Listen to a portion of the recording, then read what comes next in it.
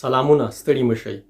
څ ها د الماني ژبې دوه چوب توري دي چې په انګریزي کې نومونه سی او اچ دي. لکه څنګه چې انګریزي او الماني کې نومونه فرق کوي، همداسې غږونه هم یو څه توپیر لري. د دوی اصلي او یوازې غږونه آسان دي او په تلفظ کې دومره لویه ستونزه نشته. خو کله چې دا دواړه حروف یا توري سره یوځای شي، غږونه او تلفظ هم بدلیږي. د څ ها شریک غږ او تلفظ د نورو ژبو ویونکو ته سخت، خو پښتنو ته آسان دی، ځکه چې پښتو کې هم همداسې غږ او تلفظ شته. مګر عربي، انګریزي، فارسي، ترکي، اردو او ځینو نورو ژبو کې بیا دا غږ نشته دی، نو ځکه هغوی ته یو څه ستونزمن دی. له احساساتو پرته پښتو د نړۍ تر ټولو پراخه ژبه ځکه ده چې د نړۍ هر ډول ژبه پرې لیکلی او تلفظ کولی شو. نو ځکه خو پښتانه نورې ژبې ژر زده کوي. راځو څ ها ته.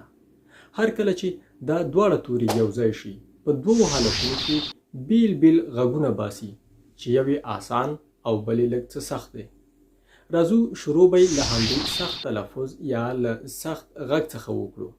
هر کله چې څ ها د ا ای ا او یو او څو چوب تورو وروسته راشي، نو د خین غږ باسي. که لنډ ووایو، د هغو حروفو یا تورو چې په سر ټکي لري او یا املاوټ دي او د ا څخه وروسته راشي، نو د خین غږ باسي، لکه اخ، کوخه او داسې نور. خو ځینې کسان چې خین نشي تلفظ کوي، نو شین تلفظ کوي، لکه اخ ته اش وای او کوخه ته پر ځای کوشه تلفظ کوي. دا هم غلط نه دی، خو اصلي بڼه د خین غږ په څیر ده. لکه پښتو کې هم زیات خلک لښکرګاه ته لشکرګاه وای یا ښار ته شار تلفظ کوي.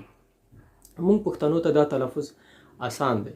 هر کله چې څ ها د املاوټ او ا څخه وروسته راشي، نو د خین غږ باسي. د څ ها دویم غږ د خی غږ دی. دا تلفظ آسان او د ټولو ژبو ویونکو ته کومه ستونزه نه لري.